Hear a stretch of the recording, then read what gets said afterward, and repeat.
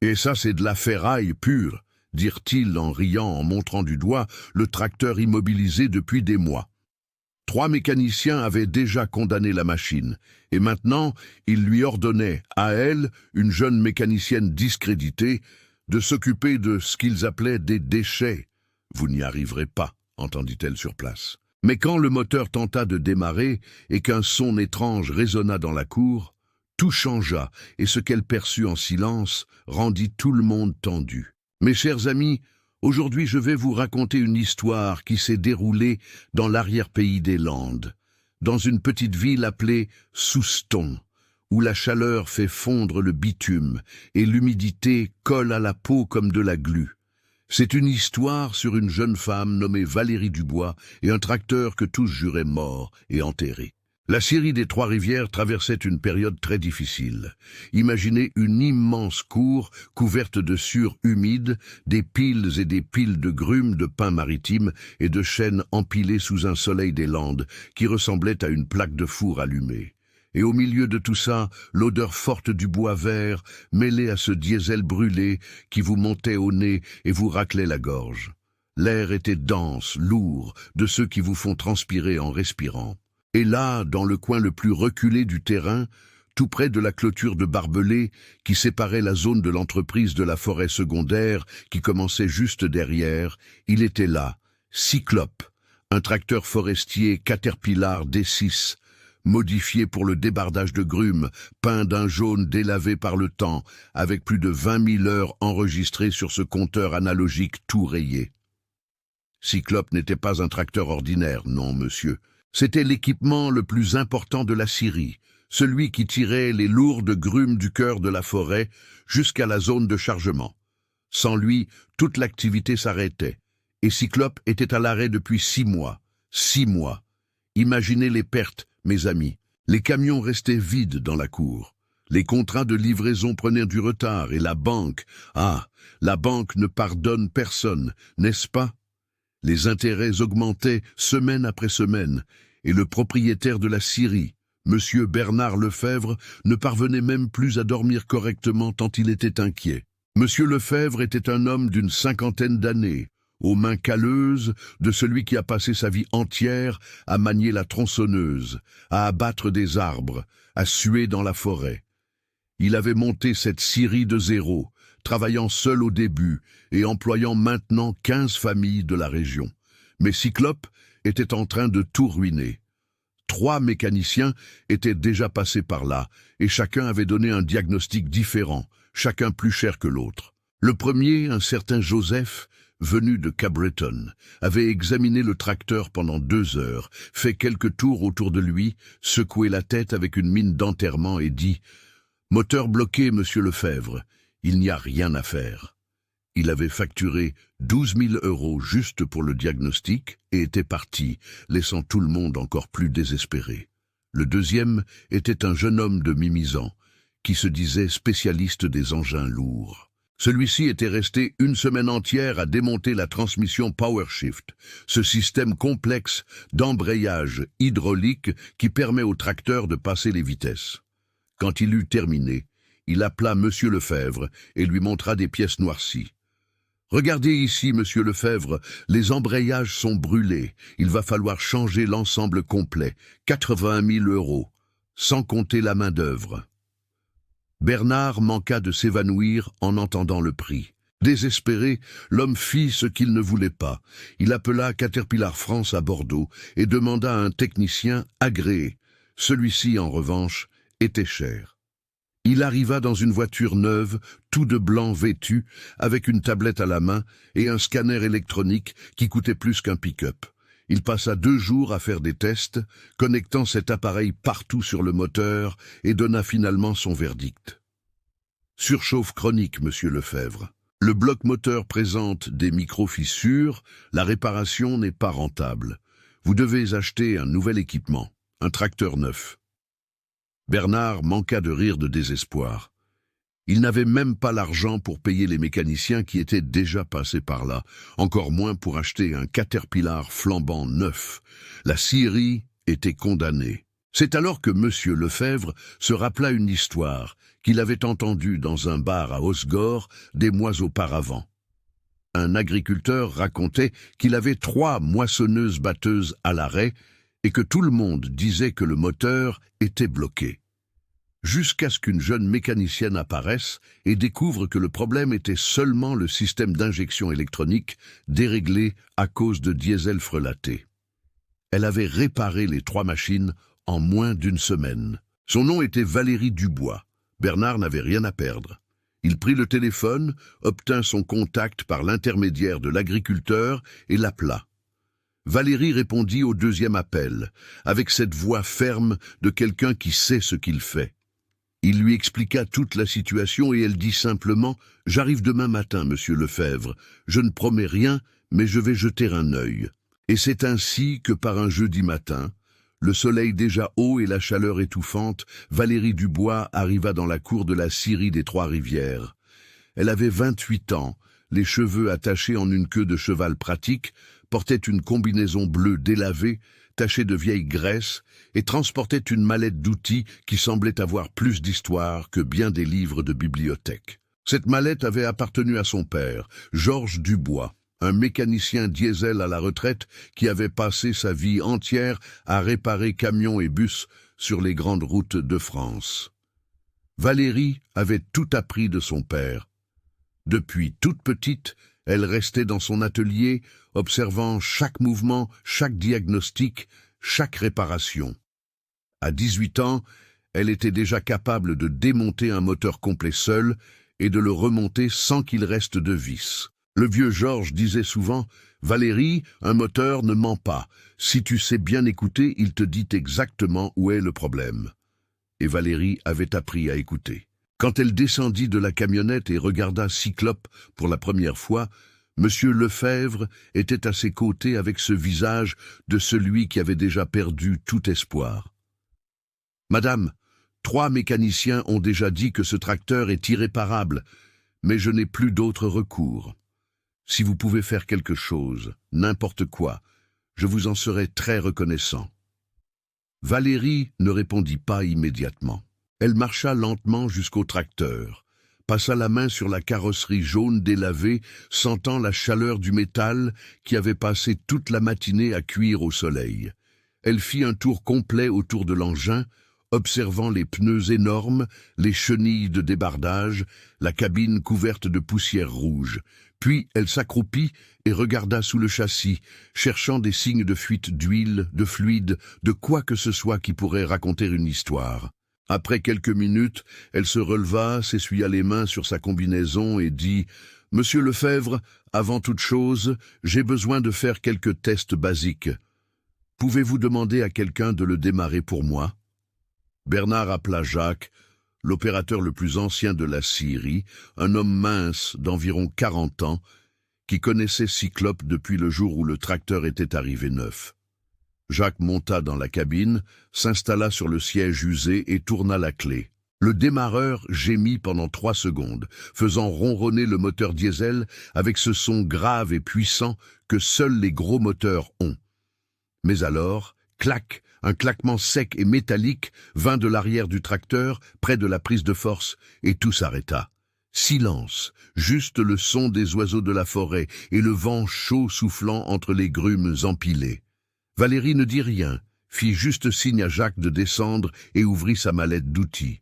Valérie ouvrit sa mallette et la première chose qu'elle en sortit fut un manomètre de pression hydraulique, de ceux analogiques avec un grand cadran et une aiguille rouge. C'était un équipement ancien, mais fiable, avec un boîtier métallique rayé par l'usage constant.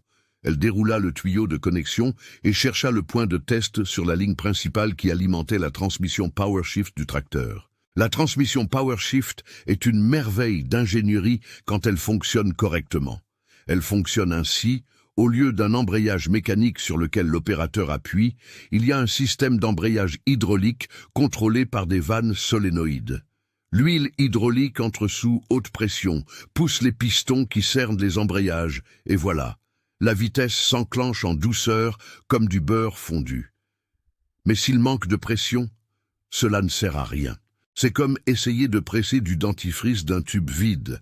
Valérie connecta le manomètre à une valve de test située près du corps de la transmission. Elle serra bien la connexion avec une clé anglaise et fit signe à Jacques. « Tente de démarrer à nouveau, mais ne force pas s'il s'arrête. Je veux juste voir ce qui arrive à la pression. » Jacques retourna à la cabine et tourna la clé. Le moteur ronronna à nouveau et Valérie garda les yeux fixés sur le cadran du manomètre. L'aiguille monta rapidement jusqu'à 50 PSI, oscilla là pendant environ 2 secondes, tomba à 20, remonta à 40, puis chuta à 0. Juste au moment où le moteur fit ce claquement sec et s'arrêta, Valérie demanda de tout éteindre. Elle resta là quelques instants, regardant le manomètre, comme s'il allait lui révéler un secret. Monsieur Lefebvre s'approcha, nerveux. « Alors, madame, on peut savoir quelque chose ?» Elle le regarda avec ses yeux de sel qui avaient déjà tout compris. « Monsieur Lefebvre, la pression hydraulique devrait être à 220 PSI quand le système fonctionne. Ici, elle n'a même pas atteint 50. Ce n'est pas un symptôme de moteur bloqué, ce ne sont pas des embrayages brûlés, et ce n'est certainement pas un bloc moteur fissuré. » Bernard écarquilla les yeux. « Mais les mécaniciens ont dit... » Les mécaniciens ont observé le symptôme et ont imaginé le diagnostic le plus cher qu'ils pouvaient. Valérie l'interrompit sans rudesse, se contentant de constater un fait. « Je vais enquêter sur le système hydraulique complet. J'ai besoin de monter sur le tracteur. » Elle traîna une échelle en aluminium jusqu'au côté de Cyclope et monta avec agilité, une lampe torche LED accrochée à sa ceinture. Là-haut, elle retira le couvercle du réservoir d'huile hydraulique avec une clé à molette.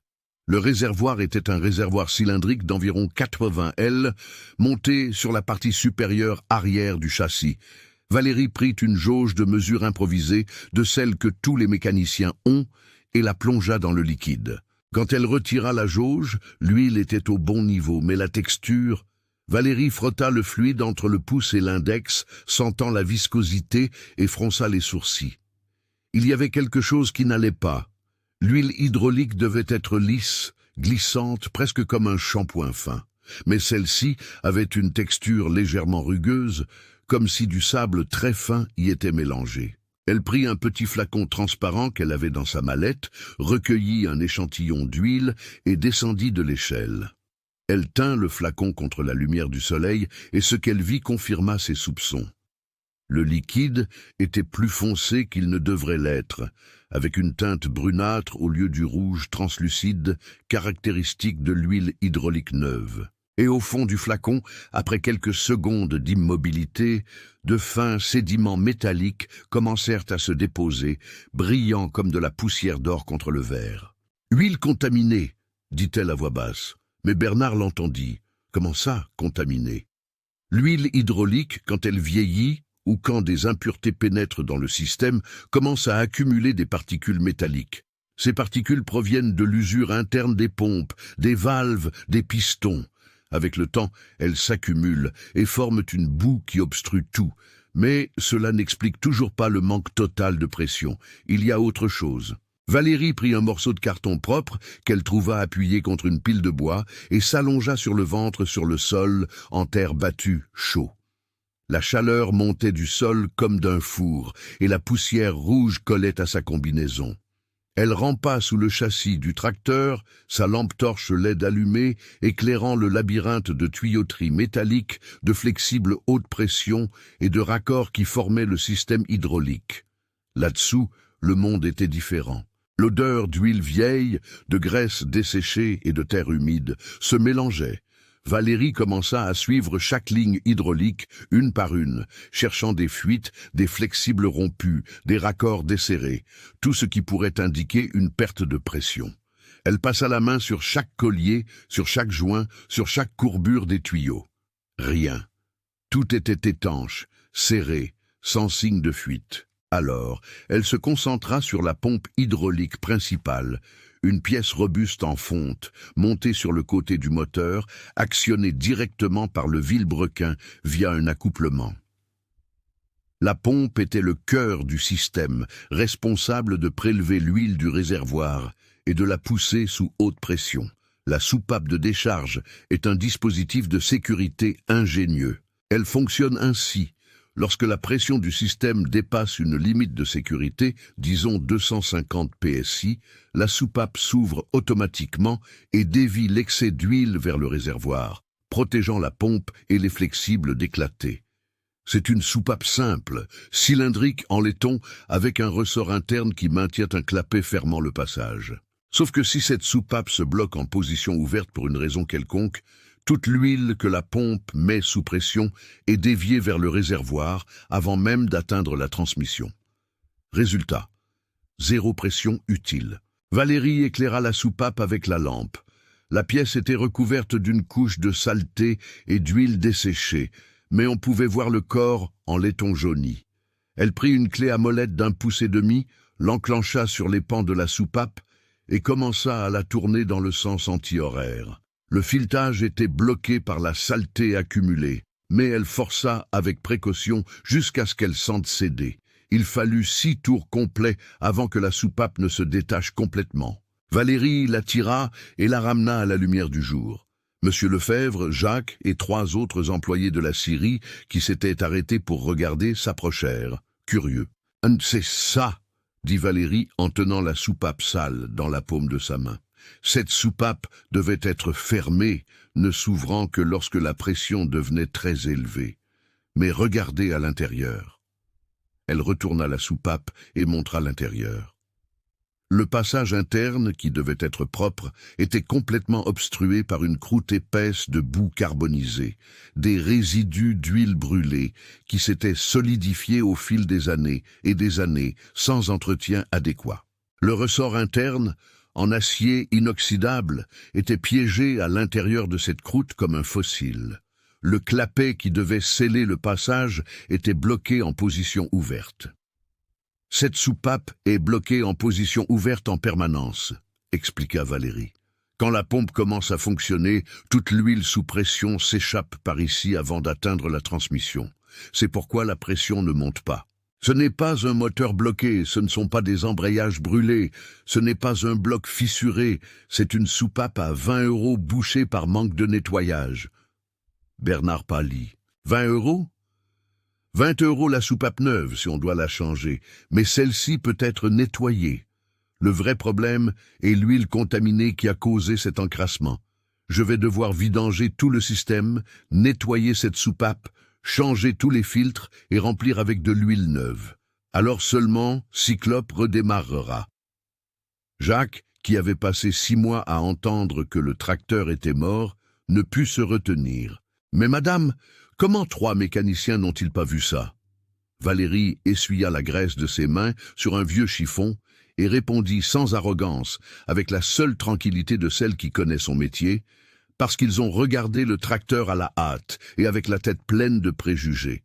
Ils ont vu un équipement ancien, avec beaucoup d'heures d'utilisation, et ont automatiquement pensé au pire scénario.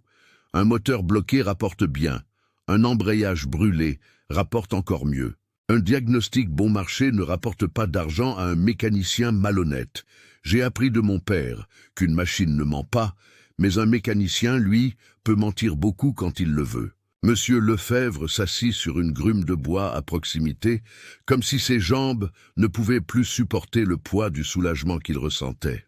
« Madame, combien de temps vous faut-il pour faire ce travail ? » 2 jours de travail acharné. Je dois vidanger environ 120 L de vieille huile. Nettoyer le réservoir à l'intérieur, changer les 3 filtres du système, nettoyer toutes les lignes d'alimentation, nettoyer cette soupape ici avec du kérosène et une brosse métallique et tout remplir avec de l'huile neuve. Ensuite, je dois purger l'air du système et faire les tests. Si tout se passe bien, après-demain, Cyclope sera opérationnel. Et combien cela va-t-il coûter ? Valérie fit un rapide calcul mental. Huile hydraulique synthétique de bonne qualité pour climat chaud, environ 120 L. Cela fera environ 2000 €.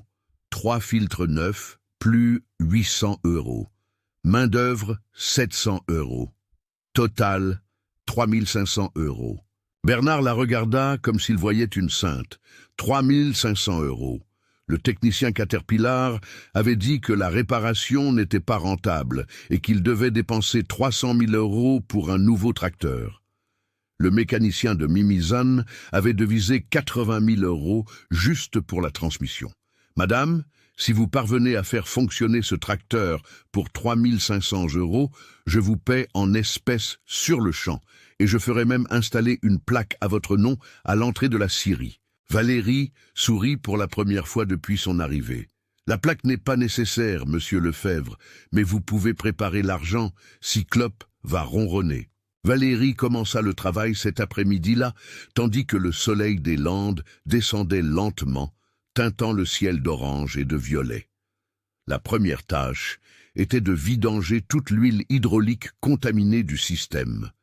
Et ce n'était ni un travail simple, ni propre. Elle positionna 4 seaux de 20 L sous le tracteur, bien alignés avec le point de vidange du réservoir principal, puis, avec une clé à 6 pans de 12 millilitres, elle desserra le bouchon de vidange situé dans la partie la plus basse du réservoir. L'huile commença à s'écouler, épaisse et sombre, tombant dans les seaux avec un son lourd, presque hypnotique. Le liquide qui sortait avait cette couleur brun-rougeâtre d'huile qui avait trop travaillé, chargée d'impuretés et de particules métalliques qui brillaient quand la lumière frappait. L'odeur était forte. Cette odeur caractéristique d'huile hydraulique vieille, mêlée à la chaleur résiduelle du système. Valérie savait qu'elle allait garder cette odeur collée à la peau pendant des jours, peu importe le nombre de fois qu'elle se laverait les mains. C'était l'odeur du travail acharné, du métal fatigué, de la machine qui avait tout donné, sans recevoir les soins qu'elle méritait. Pendant que l'huile s'écoulait lentement, elle en profita pour retirer les 3 filtres du système hydraulique. Le premier se trouvait sur la ligne d'aspiration, juste après la pompe. Lorsque Valérie le dévissa, l'élément filtrant interne était complètement noir, saturé de saleté, au point de ne presque plus rien laisser passer. Elle le montra à Jacques, qui était resté là pour l'aider. « Regardez ça, Jacques. Ce filtre devait être changé toutes les 500 heures de fonctionnement. Je parie que ça fait plus de 5000 heures que personne n'y a touché. » Jacques se gratta la tête, gêné. « On ne savait pas, madame. Le manuel du tracteur a disparu il y a longtemps, et personne ne nous a jamais parlé de ces entretiens. » « Je ne vous critique pas, ni l'équipe, » répondit Valérie avec gentillesse. « Mais une machine lourde, c'est comme une personne, elle a besoin d'un contrôle régulier. Si on ne s'en occupe pas, elle tombe malade. » Les 2e et 3e filtres étaient dans la même situation critique. Valérie les plaça côte à côte sur le sol, 3 cylindres métalliques sales qui représentaient des années de négligence accumulée. Pendant ce temps, l'huile continuait de se vider dans les seaux, et quand le premier fut plein, Jacques le remplaça par un autre vide. Il y eut 6 seaux complets au total, presque 120 L de fluide contaminé qui devaient être éliminés correctement. Quand le dernier filet d'huile cessa enfin de s'écouler, il faisait presque nuit. Valérie boucha les seaux et demanda à Bernard de les garder en lieu sûr jusqu'à ce qu'elle puisse les emporter à un poste de collecte de déchets. L'huile usagée ne se jette ni dans la forêt ni dans la rivière, monsieur Lefebvre. Elle contamine le sol et l'eau. Il faut l'éliminer correctement. Bernard acquiesça, impressionné par son soin pour chaque détail. Le lendemain matin, Valérie arriva tôt, avant même le lever complet du soleil. Elle avait dormi à l'auberge simple de la ville, mais s'était réveillée à 5 heures du matin, son corps réclamant déjà de retourner au travail. Elle apporta avec elle une brosse métallique, 2 bidons de kérosène, des chiffons propres et les 3 filtres neufs qu'elle avait achetés dans le seul magasin de pièces lourdes de Souston. La première chose qu'elle fit fut de nettoyer cette soupape de décharge de pression. Elle versa du kérosène dans un bac métallique et y plongea la soupape, la laissant tremper pendant 1 heure pour ramollir toute cette croûte de boue carbonisée. Ensuite, avec la brosse métallique, elle commença à racler l'intérieur du cylindre avec patience et soin, enlevant chaque petit morceau de résidu solidifié. Le travail était minutieux, presque méditatif. Le ressort interne nécessita une attention particulière, chaque spire étant nettoyée individuellement jusqu'à ce qu'elle retrouve son éclat d'acier inoxydable. Une fois terminée, la soupape semblait neuve. Valérie testa le mouvement du clapet interne plusieurs fois, en appuyant avec le doigt. Maintenant, il glissait en douceur, sans blocage, le ressort offrant la résistance correcte. Parfait. Elle avait apporté un ressort neuf en réserve, mais décida que ce ne serait pas nécessaire. L'original, une fois nettoyé, était encore en excellent état. Pendant ce temps, Jacques et un autre employé nommé Antoine aidaient à nettoyer l'intérieur du réservoir d'huile. Valérie leur avait appris à introduire des chiffons propres attachés à de longues tiges et à frotter chaque centimètre interne du réservoir, enlevant la fine couche de boue qui s'était déposée au fond au fil des années. C'était un travail manuel et salissant, mais nécessaire. Un système hydraulique ne fonctionne correctement que s'il est propre dès l'origine.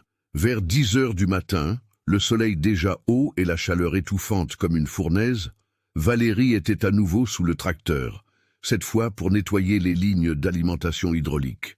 Elle avait préparé une solution de kérosène propre dans une pompe manuelle à pression, de celle utilisée pour pulvériser des produits phytosanitaires. Elle connecta le tuyau de la pompe à chaque ligne hydraulique une par une et pompa le kérosène à travers le système, forçant la sortie de tout résidu encore collé aux parois internes des tubes. Le liquide qui sortait de l'autre côté était sale lors des premiers pompages, puis il s'éclaircissait jusqu'à devenir transparent. Quand cela se produisait, Valérie savait que cette ligne était propre. Il y eut 6 lignes différentes, chacune nécessitant environ 20 minutes de travail. La sueur coulait sur son visage, dégoulinant sur le sol en terre battue, mais elle ne s'arrêtait pas. Elle avait un rythme, une concentration profonde que seuls ceux qui aiment ce qu'ils font parviennent à maintenir. Après avoir nettoyé toutes les lignes, elle remonta la soupape de décharge de pression sur le corps de la pompe hydraulique, la serrant au couple correct, sentant dans sa main quand le filetage s'ajustait parfaitement. Elle installa les 3 nouveaux filtres, chacun avec ses éléments filtrants bien blancs, vierges, prêts à faire le travail que les anciens ne pouvaient plus accomplir. Quand tout fut prêt, il était déjà plus de midi. Valérie s'essuya les mains sur un chiffon et appela Bernard. « Il est temps de remplir avec de l'huile neuve. Avez-vous obtenu ce que j'ai demandé ?» Bernard désigna un coin du hangar où étaient empilées 6 boîtes de 20 L d'huile hydraulique synthétique mobile DTE2, spécifique au système haute pression en climat tropical. C'était la meilleure huile disponible, pas la moins chère. Valérie avait insisté là-dessus. Il ne sert à rien de faire tout ce travail et de remplir avec une huile de mauvaise qualité, monsieur Lefebvre. Il faut que ce soit du synthétique de première ligne, sinon dans 6 mois, nous serons de retour ici. Bernard avait acquiescé sans poser de questions. Si cette jeune femme disait que c'était nécessaire, alors c'était nécessaire. Valérie ouvrit la première boîte et commença à verser la nouvelle huile dans le réservoir à l'aide d'un entonnoir avec un filtre. Le liquide descendait rouge translucide, propre, brillant comme un rubis liquide sous la lumière du soleil. L'odeur était différente, plus douce, plus propre. C'était l'odeur d'un système rénové, d'une seconde chance, d'une machine qui allait revivre.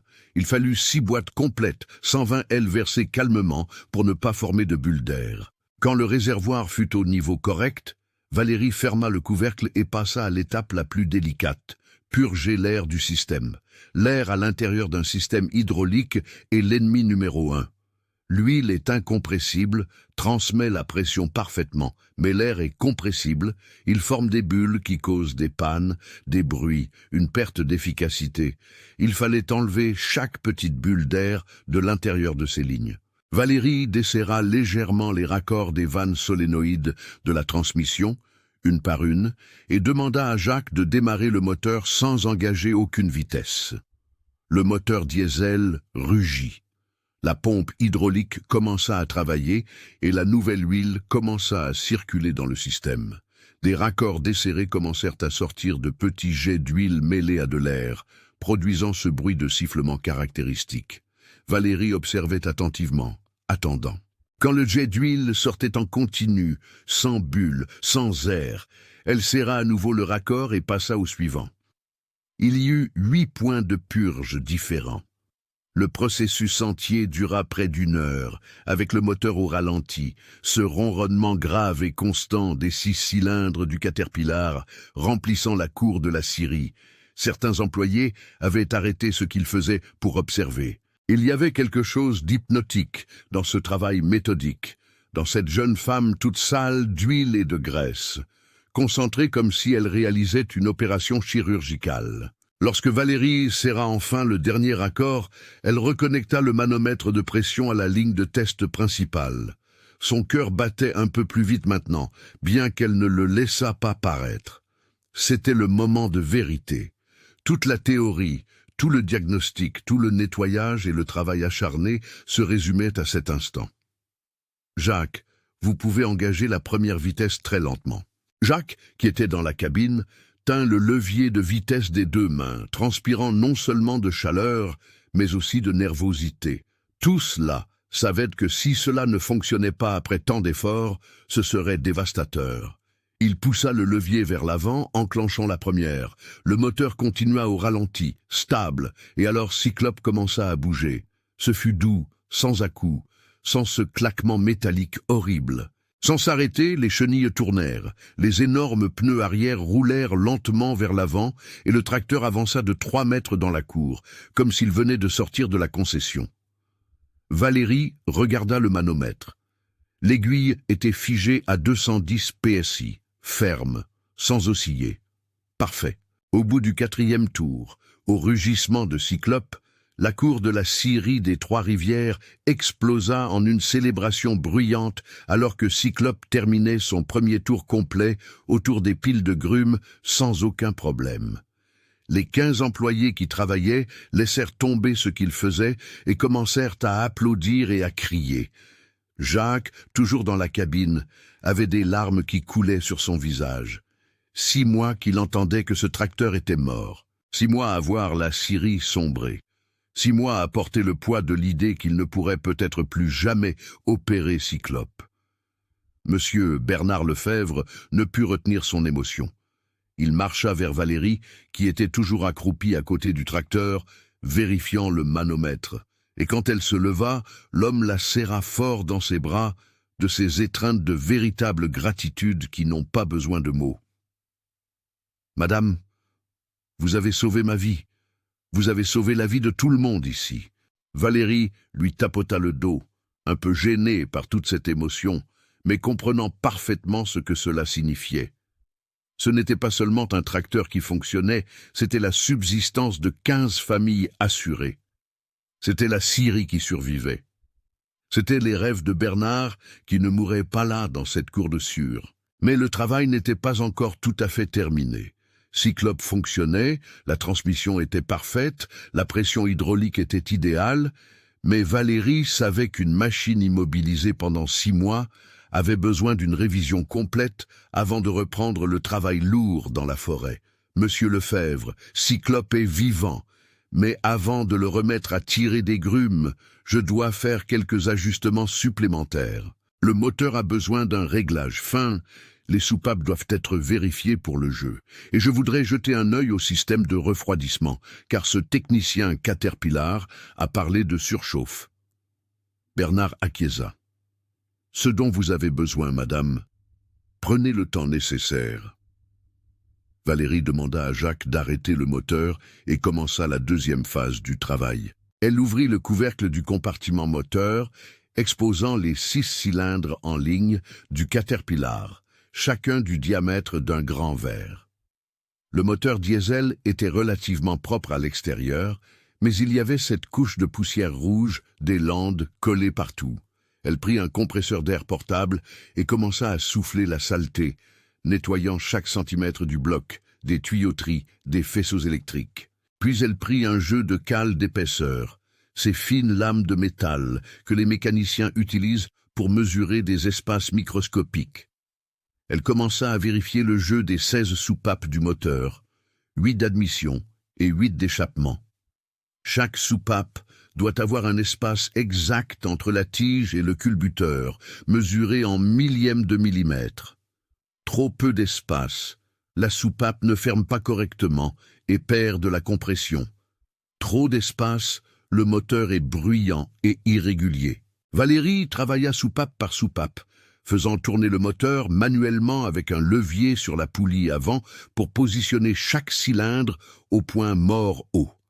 Elle insérait la cale d'épaisseur, sentait la résistance, ajustait la vis de réglage avec une clé Allen, testait à nouveau. C'était un travail de précision, long mais essentiel. Il lui fallut près de 2 heures pour vérifier et ajuster les 16 soupapes. Quand elle eut terminé, elle fit redémarrer Jacques. La différence était perceptible. Le moteur ronronnait maintenant plus doucement, plus uniformément, sans ces petits claquements métalliques qui indiquent des jeux incorrects. Le son était propre, grave, puissant, un son de moteur sain. Ensuite, Valérie s'attaqua au système de refroidissement. Le radiateur du Caterpillar était énorme, monté à l'avant du moteur avec des centaines de petits tubes d'aluminium par lesquels circulait l'eau mélangée à un additif anti-rouille. Elle vidangea le liquide de refroidissement qui sortait brunâtre et avec des sédiments, et examina le radiateur avec une lampe torche puissante, cherchant des signes d'obstruction dans les tubes. Elle trouva plusieurs tubes partiellement bouchés par des dépôts minéraux. L'eau de la région des Landes est riche en fer et en calcium, et avec le temps, ces minéraux se déposent à l'intérieur du système comme du tartre dentaire. Valérie prépara une solution d'acide phosphorique dilué, spécifique au nettoyage des radiateurs, et la fit circuler dans le système à l'aide d'une petite pompe électrique. La solution entra verdâtre et ressortit brun foncé, pleine de sédiments dissous. Après 3 cycles de nettoyage, la solution ressortit enfin propre.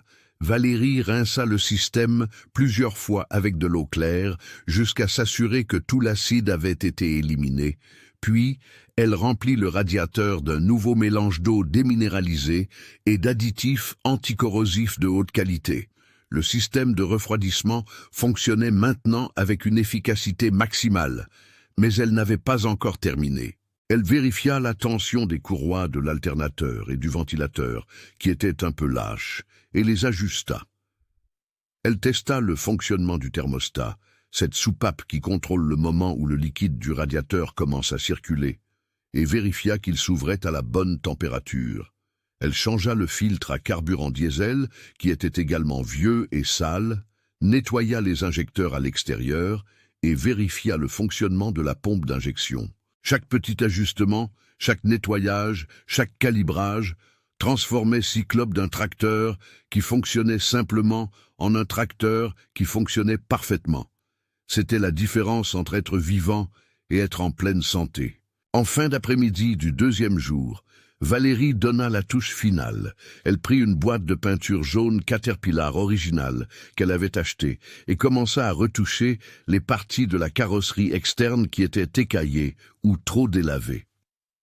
Ce n'était pas nécessaire au fonctionnement mécanique, mais cela faisait une différence pour le moral de l'équipe. Un tracteur bien entretenu à l'extérieur reflète un tracteur bien entretenu à l'intérieur. Jacques et Antoine aidèrent, ponçant les parties rouillées avant que Valérie n'applique la peinture. Quand ils eurent terminé, Cyclope brillait sous le soleil de l'après-midi, comme il n'avait pas brillé depuis des années. Le jaune était éclatant, les décalcomanies Caterpillar étaient propres. Les vitres de la cabine avaient été lavées. Valérie fit un pas en arrière et observa le résultat de son travail. 2 jours intenses d'efforts, de connaissances techniques appliquées avec précision, de respect pour la machine et pour l'histoire qu'elle portait. Cyclope n'était plus ce tracteur abandonné et condamné. C'était une machine ressuscitée. Monsieur Lefebvre, vous pouvez le tester en conditions réelles maintenant. Cyclope est prêt. Bernard regarda le tracteur avec révérence. Madame, je ne sais même pas comment vous remercier. Vous êtes un ange ? Je ne suis pas un ange, monsieur Lefebvre. Je suis mécanicienne. J'ai fait ce qui devait être fait, mais maintenant je vais vous donner quelques instructions importantes. Valérie prit un petit carnet qu'elle avait dans sa mallette et commença à noter. Vous allez changer cette huile hydraulique toutes les 1000 heures de fonctionnement sans faute. Vous allez changer les filtres toutes les 500 heures. Vous allez vérifier le niveau d'huile toutes les semaines et vous n'utiliserez que du diesel provenant d'une station-service fiable. Pas de diesel piraté qui va tout boucher à nouveau. D'accord ? Bernard acquiesça vigoureusement. D'accord, madame. Comptez sur nous. Maintenant, nous allons bien nous en occuper. Et autre chose, si Cyclope commence à présenter un comportement étrange, un bruit différent, quoi que ce soit, vous m'appelez avant d'appeler un autre mécanicien. Je reviendrai ici autant de fois que nécessaire. Ce même après-midi, Cyclope fut testé en conditions réelles pour la première fois en 6 mois. Jacques opéra le tracteur avec la précaution de celui qui pilote un bijou rare. Il attacha le câble de débardage à 10 lourdes grumes de pin maritime, chacune pesant plus d'1 tonne, et commença à les tirer sur le sentier boueux qui menait de l'intérieur de la zone d'exploitation jusqu'à la zone de chargement. Le Caterpillar tira ces 10 tonnes comme si elles étaient des plumes. Le moteur ronronnait fort et de manière constante. La transmission engageait les vitesses en douceur, les chenilles mordaient fermement le sol boueux. Il n'y eut pas un seul à-coup, pas une seule hésitation. Cyclope était de retour au travail, faisant exactement ce pourquoi il avait été construit. Quand Jacques revint à la cour avec les grumes, les employés applaudirent à nouveau. Certains des hommes plus âgés, qui travaillaient là depuis la fondation de la scierie, pleuraient ouvertement. Cyclope faisait partie de l'histoire de ce lieu et le revoir fonctionner était comme voir un vieil ami se remettre d'une grave maladie. Dans les jours qui suivirent la réparation de Cyclope, la scierie des Trois-Rivières retrouva son souffle. Les camions qui étaient restés immobiles dans la cour pendant des mois commencèrent à être chargés avec les grumes que Cyclope tirait de la forêt sans effort. Bernard parvint à honorer les contrats en retard, paya les échéances bancaires en souffrance et, pour la première fois en 6 mois, dormit une nuit entière sans se réveiller avec la poitrine serrée par l'inquiétude. Valérie resta 3 jours de plus à Souston. Non pas parce que Cyclope en avait besoin, mais parce que Bernard insista pour qu'elle enseigne à Jacques et Antoine les procédures de base de la maintenance préventive. Elle organisa une sorte de cours pratique là même dans la cour, leur montrant comment vérifier le niveau d'huile, comment identifier les signes de fuite, comment écouter le moteur pour détecter les problèmes avant qu'ils ne s'aggravent. « La machine nous parle », expliquait-elle pendant que Jacques notait tout dans un vieux carnet. Quand le rugissement du moteur change, quand une odeur différente apparaît, quand la réponse des commandes ralentit, elle réclame de l'attention. La plupart des problèmes graves commencent petits. Si vous apprenez à écouter, vous pourrez éviter qu'ils ne deviennent importants. Jacques absorbait chaque mot comme une éponge absorbe l'eau. Pour la première fois en 20 ans d'opération de machines lourdes, quelqu'un lui expliquait le pourquoi des choses, et pas seulement le quoi faire. Valérie avait ce don rare d'enseigner sans faire sentir à l'autre qu'il était ignorant, de partager ses connaissances avec une générosité authentique. Le 3e jour, elle prépara un tableau de maintenance simple, avec toutes les tâches à effectuer et la fréquence correcte de chacune. Elle colla le tableau plastifié à l'intérieur de la cabine de Cyclope, où Jacques pouvait le consulter chaque fois qu'il en avait besoin. Ce tableau de bord vaut plus que n'importe quelle assurance, Jacques. En le suivant à la lettre, Cyclope travaillera encore 10 ans sans problème. Quand vint enfin l'heure pour Valérie de partir, Bernard appela tous les employés dans le bureau improvisé qui fonctionnait dans un conteneur aménagé. Sur la table se trouvait une enveloppe Kraft avec les 3500 € en espèces, comme convenu.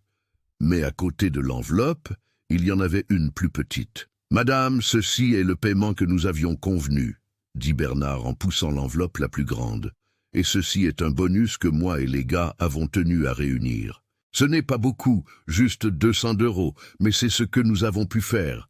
Vous méritez bien plus. » Valérie ne prit que l'enveloppe du paiement original. « Monsieur Lefebvre, nous avions convenu d'un montant, et je ne vous facturerai pas plus que cela. Vous avez besoin de cet argent pour redresser l'entreprise. Gardez ce bonus et utilisez-le pour acheter des pièces de rechange, des filtres, de l'huile de qualité. Cela aura plus de valeur pour Cyclope que de me donner de l'argent supplémentaire. Bernard insista, mais Valérie resta ferme. Ce n'était pas une question d'orgueil, c'était une question de principe. Elle facturait le juste prix pour son travail, ni plus ni moins. La satisfaction de voir Cyclope fonctionner, de voir ces hommes avec de l'espoir dans les yeux à nouveau. Cela n'avait pas de prix que l'argent puisse payer. Avant de partir, elle fit un dernier tour autour de Cyclope. Elle passa la main sur la carrosserie jaune brillante, sentant la chaleur du métal qui avait passé la matinée à travailler sous le soleil. Elle monta dans la cabine et s'assit un instant sur le siège de l'opérateur, regardant à travers le pare-brise la forêt verte au loin. Elle pouvait parfaitement imaginer le vieux Caterpillar, défrichant ses chemins, tirant des tonnes de bois, accomplissant le but pour lequel il avait été construit des décennies auparavant. « Ça va bien maintenant, mon vieux ?» murmura-t-elle, donnant une petite tape sur le volant. « Fais ton travail correctement et ils prendront soin de toi. » Le voyage de retour dura 6 heures sur des routes de terre défoncées, mais Valérie conduisait avec un sourire aux lèvres. Ce n'était pas le sourire de quelqu'un qui avait gagné de l'argent, c'était le sourire de quelqu'un qui avait fait la différence. Son père, le vieux Georges, disait toujours que le vrai mécanicien ne répare pas des machines, il répare des vies. Ce jour-là, Valérie comprenait parfaitement ce qu'il voulait dire. Ce qu'elle ne savait pas, c'est que cette histoire ne faisait que commencer à se répandre. 2 semaines plus tard, Valérie reçut un appel d'un agriculteur d'Osgore, qui avait entendu parler de l'affaire de Cyclope. Il avait une moissonneuse-batteuse John Deere à l'arrêt depuis 4 mois, et 3 mécaniciens avaient déjà facturé des fortunes sans rien résoudre. « Mademoiselle, pourriez-vous y jeter un œil? On dit que vous faites des miracles. » Valérie y alla. Elle découvrit que le problème était un capteur de rotation du cylindre de battage, qui envoyait des signaux erratiques à l'unité de commande électronique, provoquant l'arrêt de la machine par sécurité. Elle changea le capteur, qui coûtait 800 €, et la moissonneuse-batteuse recommença à fonctionner parfaitement. L'agriculteur était prêt à dépenser 50 000 € pour une révision complète que le mécanicien agréé avait estimée. 1 mois plus tard, ce fut un propriétaire de flotte de camions à Mimizane, puis une coopérative d'agriculteurs à Biscarrosse, puis une entreprise de construction à Toulouse qui avait 2 pelleteuses à l'arrêt. À chaque fois, Valérie arrivait, posait le bon diagnostic, réparait ce qui était réellement cassé et facturait le juste prix. Jamais elle n'inventait de problèmes qui n'existaient pas. Jamais elle n'estimait des pièces inutiles. Jamais elle ne profitait du désespoir des autres pour gonfler les prix. Et à chaque cas résolu, sa réputation grandissait. Les gens commencèrent à l'appeler la mécanicienne qui ressuscite les machines dans les bistrots, les stations-service et les coopératives rurales. Son nom était prononcé avec respect. Si Valérie n'y arrive pas, personne n'y arrive, devint un dicton courant dans la région. Pendant ce temps, à la scierie des Trois-Rivières, Cyclope continuait à travailler. La première année passa, puis la deuxième, la troisième. Jacques suivait religieusement le tableau de maintenance que Valérie avait laissé. Il changeait les filtres aux heures indiquées, utilisait de l'huile de qualité, vérifiait les niveaux chaque semaine, traitait le vieux Caterpillar avec l'affection qu'il méritait. Cyclope ne présenta plus jamais de problèmes graves. De petits ajustements ici et là, des entretiens de routine, des pièces d'usure naturelles qui devaient être remplacées avec le temps, mais rien de grave. Le tracteur travaillait 6 jours par semaine, tirant des tonnes et des tonnes de grumes, et le 7e jour, il se reposait, comme le veut la bonne pratique de ceux qui s'occupent d'équipements lourds. La scierie prospéra. Bernard parvint à acheter 2 camions supplémentaires, embaucha plus d'employés et étendit la zone d'exploitation forestière, mais n'oublia jamais qui avait tout sauvé. Sur le mur du bureau, il fit encadrer une photo de Cyclope fraîchement repeint avec Valérie à ses côtés, souriant à sa manière un peu timide. Sous la photo, une plaque de bronze disait « Cyclope a été sauvé par Valérie Dubois, la mécanicienne qui voit ce que les autres ne voient pas ». La 5e année, après la réparation, Bernard appela Valérie juste pour lui donner des nouvelles. « Madame, Cyclope a accompli 5 années de travail ininterrompu depuis que vous l'avez réparé. 5 ans. Et savez-vous combien de fois il s'est arrêté à cause d'un problème mécanique? Aucune. 0. Il s'arrête seulement pour la maintenance programmée. Valérie rit de l'autre côté du fil. Je vous avais dit qu'il durerait, monsieur Lefebvre. Une machine bien entretenue n'a pas de date de péremption. Vous devez revenir un de ces jours. Les gars demandent de vos nouvelles tout le temps. J'y passerai, promis. Je veux voir comment va Cyclope.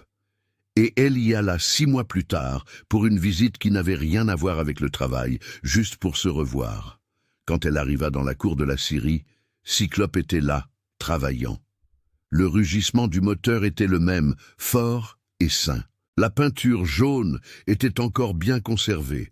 Jacques, quand il vit Valérie descendre de la camionnette, arrêta le tracteur immédiatement et courut l'embrasser comme si elle faisait partie de la famille. « Madame, vous n'imaginez pas la différence que vous avez faite dans nos vies.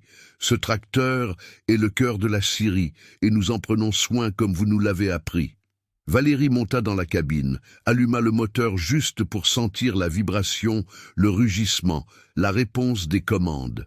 Tout était parfait. Des larmes inattendues lui piquèrent les yeux. Ce n'était pas de la tristesse, c'était ce genre d'émotion que l'on ressent quand on voit que le travail fait avec amour perdure, que la connaissance transmise a été honorée, que la machine sauvée continue de remplir son but. Dans les années qui suivirent, Cyclope devint une légende.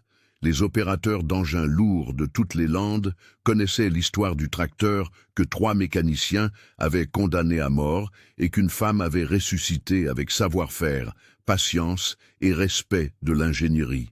L'histoire était racontée dans les ateliers, dans les salles de classe des formations techniques, lors des réunions de coopératives, et chaque fois que quelqu'un la racontait, elle se terminait par la même phrase « Cyclope travaille encore aujourd'hui ». Plus de 8 ans après qu'ils aient dit que c'était de la ferraille irrécupérable. Et tout cela à cause d'une soupape à 20 € qui était bouchée. Valérie Dubois n'a jamais cessé de travailler avec des machines lourdes. Son emploi du temps est resté chargé pendant des années, avec des appels venant de tout le département des Landes et même des départements voisins. Mais elle tenait toujours à retourner à la scierie des Trois-Rivières au moins une fois par an, non pas pour réparer quoi que ce soit, mais pour visiter Cyclope et vérifier si Jacques maintenait tout en ordre. Le vieux Caterpillar, peint d'un jaune éclatant, tirant des grumes sous le soleil des Landes, devint un symbole vivant que les machines ne meurent pas parce qu'elles sont vieilles, elles meurent parce qu'elles sont abandonnées. Et que parfois, tout ce dont quelque chose a besoin pour revivre, c'est que quelqu'un avec de vraies connaissances se soucie suffisamment pour chercher la vraie cause du problème au lieu d'inventer des diagnostics coûteux et inutiles. Cyclope travailla encore 10 années consécutives après cette réparation historique, accumulant plus de 30 000 heures au compteur. Quand il fut finalement mis à la retraite, ce ne fut pas à cause d'une panne ou d'une défaillance mécanique, mais simplement parce que la scierie acheta un équipement plus moderne et décida que le vieux guerrier méritait de se reposer. Mais aujourd'hui encore, Cyclope est là, dans la cour de la scierie, stationné à un endroit d'honneur près de l'entrée, avec sa peinture toujours renouvelée, servant d'inspiration à la nouvelle génération d'opérateurs. Et sur la plaque de bronze, sous la photo de Valérie, quelqu'un a ajouté une phrase qui résume tout. Parfois, le miracle n'est pas de remplacer ce qui est vieux, il est de comprendre ce qui ne va vraiment pas.